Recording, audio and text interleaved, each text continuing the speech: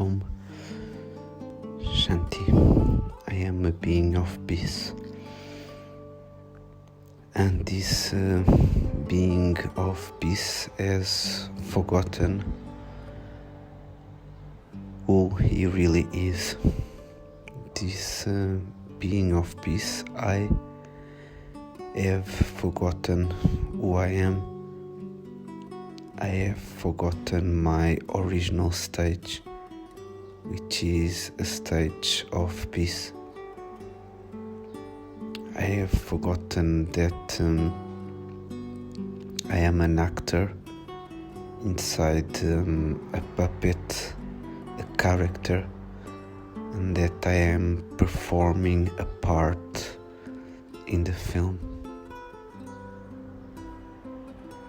Majority of the times I have the disease of forgetfulness, and by forgetting that I am an actor performing a part, I've become the part itself.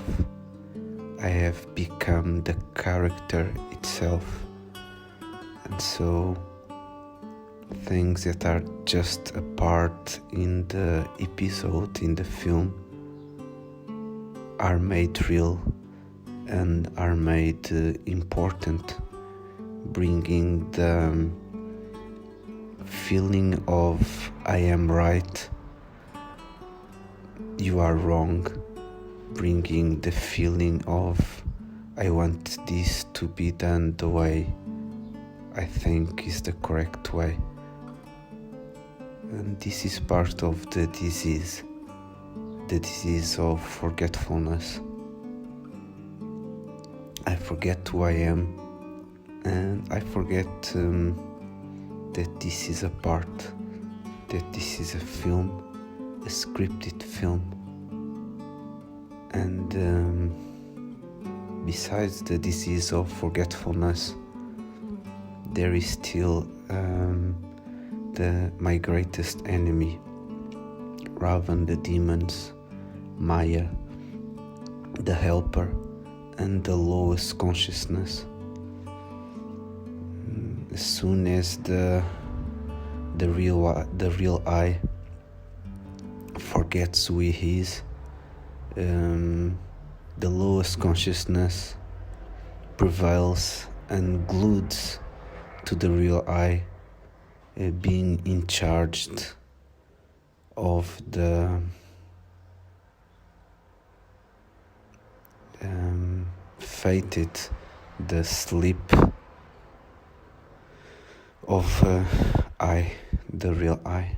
So when I fall asleep, this lowest consciousness is in charge, and thoughts are created normally in relation to the film, to the story, and to any event of this predestined scripted film.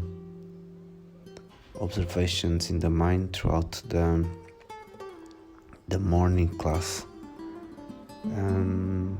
that this lowest consciousness is against two beautiful beings that are playing their beautiful part, but this lowest consciousness does not see those two beautiful beings, but he just sees the part, and he criticizes the parts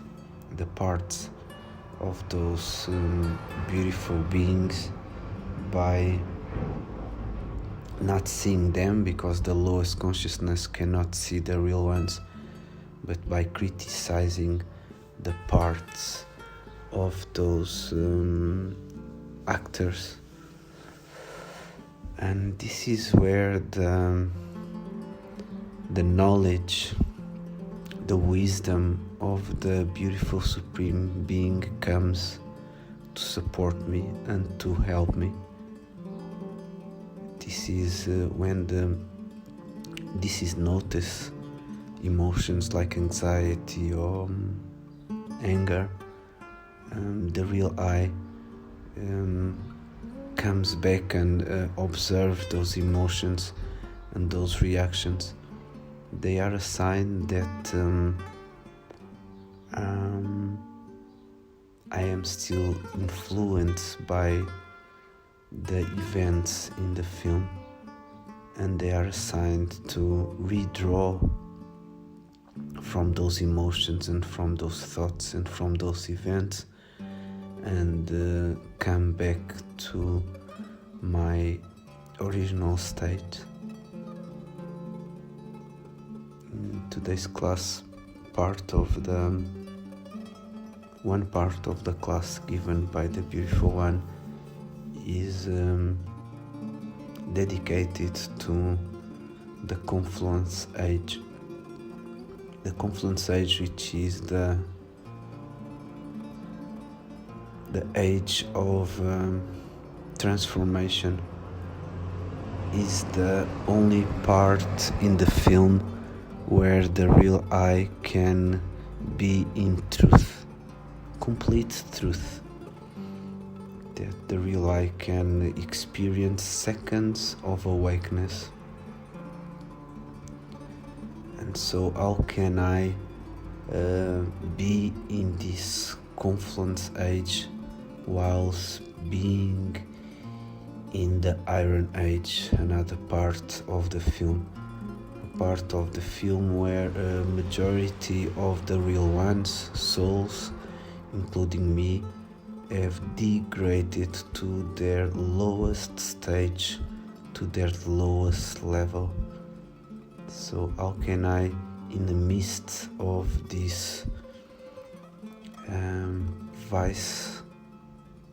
vicious vibrations, still maintain the stage and still be in that beautiful Confluence age? The answer is by being awake second by second and by building this awakeness of the truth. Because this Confluence age is indeed the most beautiful part of the film. It doesn't look like because the thought is okay, the first part of the film, which is the so-called golden age, there is 100% happiness, and there is no sorrow. And so the idea is that is the most beautiful part, but in fact it isn't. Not even in the golden age I can experience the highest intelligent being, the most beautiful being, the Supreme Soul. And that's a reason, one of the reasons for the Confluence age to be so precious. It's the age where the beautiful one comes into the stage and introduces himself. It's the only part in the film where the real I can be, when awake, in an ascending stage. It's as well the only part in the film where the real I can be purified while still inside the physical form. It's the only part in the film that it's possible to experience the real ones behind the masks. It's the only part in the film where I am told the truth. Who am I? Where did I came from? Where am I? Where do I belong to? And where will I go after? It's the only part in the film that it's possible to experience the invisible, that is possible to know and to be and to experience the soul world, the incorporeal dimension. It's the Confluence age, the only part in the film where The real I can have access to the subtle region, the region of angels. It's the only part in the film where the real I can experience the angelic form. And these are just a few reasons for the beauty of this special Confluence age. But in a second, everyone from that invisible dimension, invisible reality can just disappear, vanish, just with the thought of anger or with the thought of lust. Everything disappears. So concentration is needed to maintain the stage and to be in that Confluence age. The beautiful one tells me today that the negative actions performed throughout the cycle take time to be purified, and therefore it's a process that by itself it takes time to happen, but if it still takes time, but I'm not in the right connection with this Confluence age and with the Supreme Soul, the process is going to be even more complex. It's going to be even more time consuming. It's going to take longer. So that's the effort, is to remain in the Confluence age, to remain in an unshakable stage whilst performing actions.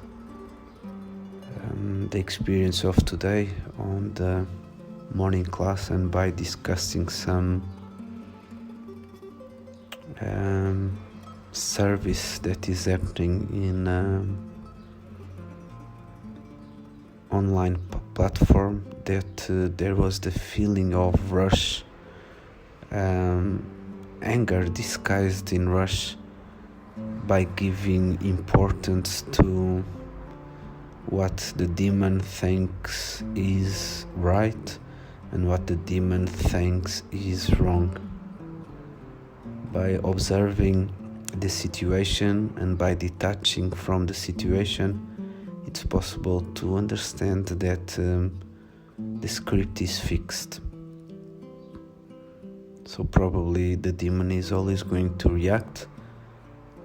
The demon is always going to react in that part of the film, and that online events, they are gonna be always the way they are. So there is no real point on maintaining the feeling of anger after the event happened. It's gonna happen anyway, but important to throughout the day.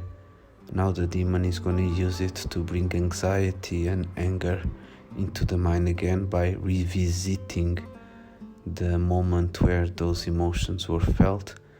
But it's important to keep observing them, keep noticing them, and change them by not giving them importance.